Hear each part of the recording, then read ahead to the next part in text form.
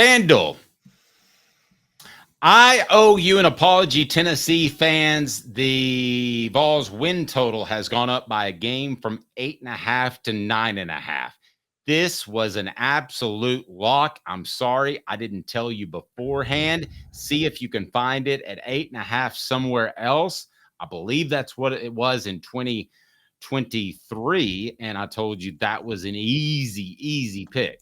And 2022, I believe it was 8.5 or 9.5. I believe it's 8.5. I told you that was an easy pick. Is this an easy pick, Caleb? I don't generally believe in long-term gambling strategies.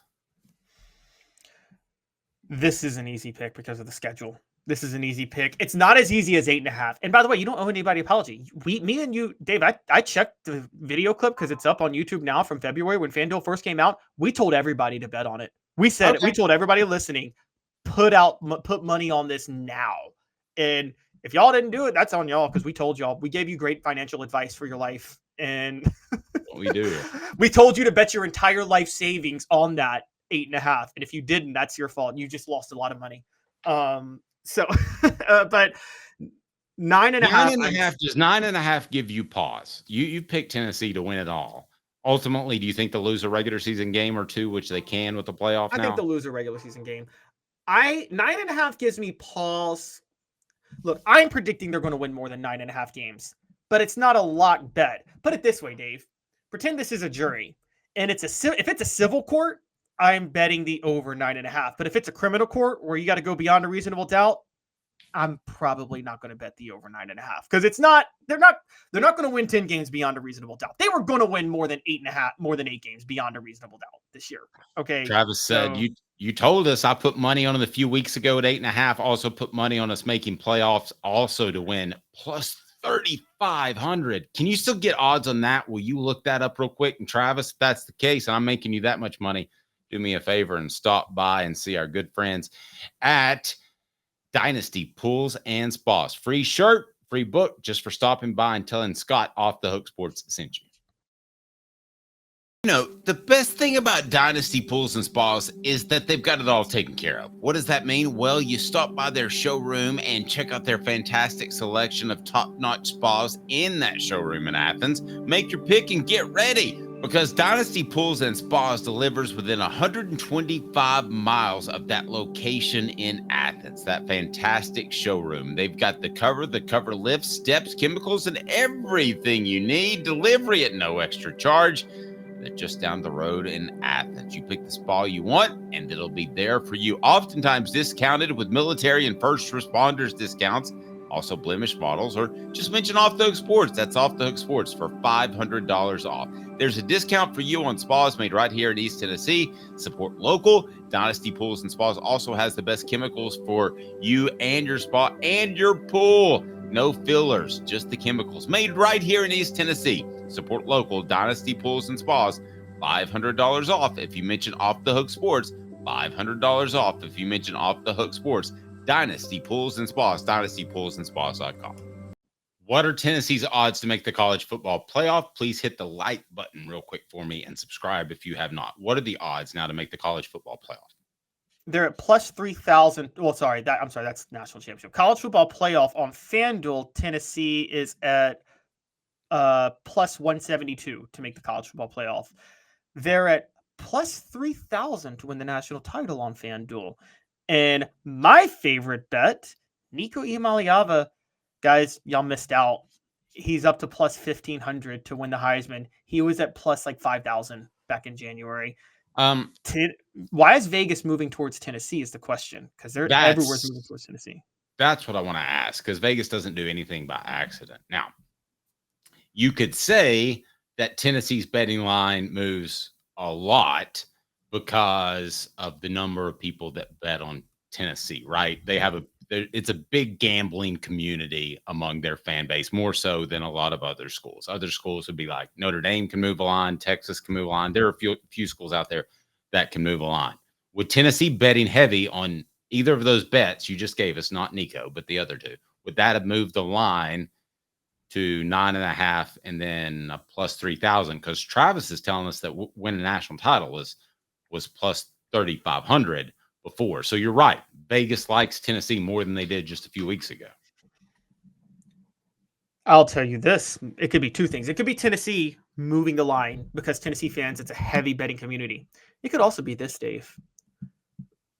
Look, I don't care what anybody says. They're like, oh, they're, these bookies, they don't have insiders everywhere. They're not supposed to do that with these schools. They got insiders everywhere. Yeah, that's what it is. They got them everywhere. And I'll tell you this. They are it actually goes to a segment we just talked about. They are reacting to Tennessee's transfer portal activity the exact opposite way from how national media is reacting. National media is going, Tennessee didn't have enough talent in the transfer portal. They're in trouble. Vegas insiders are saying Tennessee retained all their key talent. They're in great shape. I think there's a bunch of little things and one big thing. I think that the people, and you're right. I talked to somebody in the SEC. Vegas has spies in every school. You go to a manager who's maybe just getting his school paid for, or maybe making $20,000 a year, and you say, "Hey, I'll give you $25,000 this year if you just give me a little bit of information." That is happening. I mean, happening like as we speak. Whenever you're watching this, it replays a million times. It's happening right now. So, I think there are a bunch of little things like they saw the offensive line was going to be good, but thin. They saw the defensive backs were going to be more athletic. They saw the guys that returned. These are all things that have changed since that original number came out. The biggest thing is that they've seen Nico can sling it in spring practice. The guys that are inside that team and that show up to practice, they know that he can sling it. It's what I've been telling you for over a year. He is that good. That's what it takes to move a line a point. It takes a quarterback being a lot better or a lot worse than you thought he would be. He showed up and he's been everything advertised. That's a very good point. Here's my only question. They originally set this line in February. Why would they move it based on what they saw from Nico in spring practice and not what they saw in Nico in the Citrus Bowl when he was so incredibly good in the Citrus Bowl against Iowa? I feel like somebody from Vegas, I feel like they lost their spy that day and he didn't show up for work. Well, no, wait. I think that's where the line was set. No, the line was set at... Well, no, because of him, they saw 8.5. If it had been Milton's last game and no Nico, and let's even say Merklinger played, or anything else would have happened other than what would have happened, maybe they would be put at 7.5. 8.5 is what they came up with originally. My curiosity is why it's moving towards Tennessee now. So they think, I agree. No Nico, they would have Tennessee probably at 7.5, wouldn't they? Well, how would spring practice make them any higher on Nico than they already should have been after what they watched in the Citrus Bowl? I guess is my question. Like, did he wow that much in spring practice where it was like, he's even better than what we saw against Iowa? Dial it back 365. What did you see out of Joe Milton in the Orange Bowl, and what did you get? That's true. So you're saying they don't want to overreact to the Bulls. Exactly. Yeah. That's a good point. Especially against a slow defense and a team with a lot of question marks despite their ranking. I think it's as simple as that. I really do. For those asking, it was 9.5 last year too, going into the season. So they missed it by half a game. And maybe that's what it was, right? They don't want to overreact again to a bowl performance because they did overreact to Milton's bowl performance last year. It was 7.5. You were right. Entering 20. They missed it by half a game, but that's really not missing. If you can get people to bet evenly on both sides, you're making the juice. So to me, that's the perfect number. Right. If you go 9.5. No, you're right. That's true. But they went under. Milton, with Milton, they underperformed it. And I think also Milton plays extremely well in practice too. So the year before it was 7.5. That's where they really missed Tennessee. They missed them badly in 2022. It was 7.5. I said that was easy money then too. I didn't think Tennessee was going to go 11-2. I'm not going to pretend I saw that coming. I saw a 5-0 start coming though. I predicted a 5-0 start that year. And I said, and you know this, Dave, and here's how it's going to go this year. And this is what's so big. Don't red hot starts kind of make teams better as the year goes on because they can give them more confidence, like, oh, we're actually good, we can do this. And do we answer that question really easily? Yeah. Depends if you have Josh Heupel or Jerry Green. With Jerry Green, the pressure continues to mount, and you feel as if something bad's about to happen. With Josh Heupel, the excitement continues to mount, and you feel like something good's about to happen.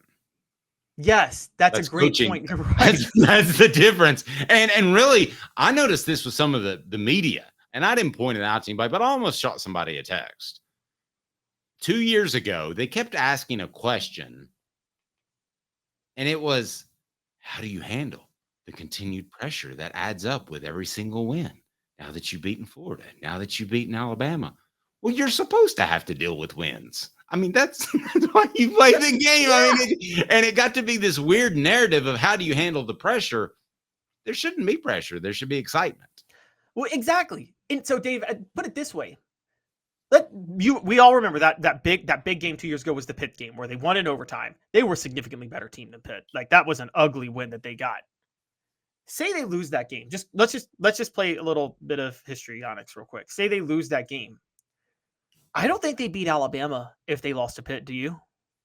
I think mentally they wouldn't be in the right place to beat Alabama. Yes, totally agree with that. And Cooper Mays echoes your very sentiment. He didn't say specifically they don't beat Alabama, but he said that brought the team together in a lot of different ways. That was kind of the belief moment. If not, it was Missouri the year before for the offense, but that was kind of the belief moment he thought for the entire team. Because it showed a culture of winning. They made every mistake possible to lose that game, and they said, we're supposed to win this game. And I do think wins, with Heupel, it's a snowball. The more you win, the more you expect to win, the more confidence you get, because they go from Pitt to beating Florida. And you remember, they played a little sloppy against Florida too. Then they have a bye, and they just beat the brakes off LSU. And I think beating the brakes off LSU, which, by the way, for people that were debating me yesterday because I said Heupel has questions on the road, that LSU game does not count as a road game. Baton Rouge is not a road game at noon or at 11 a.m. It's not. I've been to Baton Rouge at 11 a.m. Their fans are all hungover. We've discussed that. Can I ask a dumb gambling question? Sure. Could they make the odds more open to get people to gamble early on and then adjust them more as they see fit? In other words, was 8.5 just throwing a fishing hook out there to try to get some people who wanted early action? No, because that might have been a thing 2 years ago, but because FanDuel's been in Tennessee because gambling's been in Tennessee for so long now, Tennessee gamblers are a little more seasoned than a lot of other places. So is it more seasoned to place your bet as early as possible, or is it more seasoned to wait and see what happens, let's say, in the spring or the summer? I think it's more effective. You place your bets in. If you know the team, you place your bets in February. You do it then. That's where you're going to get your best odds. It's that you place your bets early because that they're going to get things wrong. Put it this way. Vegas has insiders. They are not as tied in. They can't be as tied in as the people who actually cover the team as beat reporters. It's just impossible. Yeah. You know, Dave, when you were at the Knoxville News Sentinel and covering Tennessee every day, you knew more about Tennessee than Vegas ever could when they were setting the line. Yes, but I will tell you this. I didn't know more than the managers knew. That's true. That's a fair point. You're right. That's a fair point. Those are the easy ones. I mean, you don't have to go get Nico to be your source. You have to get a manager. Probably wouldn't even get you in trouble. Probably happy because you don't have to pay him. I'm just and listen, he's not affected. He can't affect the game. I guess. I don't know. I guess he could take out the communications and Nico's helmet with the press box that they're doing this year, but you can't. I mean, you can't. I've said this for a while. This is crazy. I think there should be. I don't know if I'm actually more for. I don't believe that there should be 12 people doing a rankings. I actually think a formula should be in place. I don't know if you believe in a computer formula, or I think mathematical formulas are more effective than. I completely agree with that. I can't believe it. I mean, we're probably the only ones in sports media that would be on together that would agree with that. But yes, I agree with that. Yeah, I think part of the model, and I'm dead serious about this, part of the model should include schedule strength, and schedule strength shouldn't be based on record. I think, David, should actually be based on Vegas odds. That's how they should set schedule strength. Like how many teams would the teams that you played be favored against in a year? I think schedule strength should be. I don't think Vegas odds should be determined to determine the 12 best teams because what you do on the field matters. But I do think it should be used in schedule strength.